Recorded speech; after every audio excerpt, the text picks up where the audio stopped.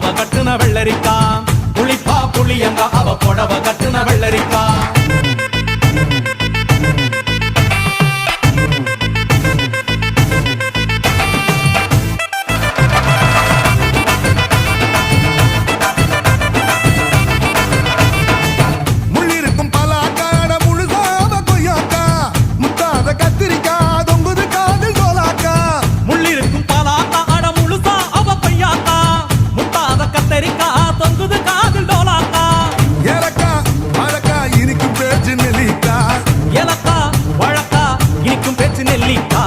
கண்ணு ரெண்டு என்னடி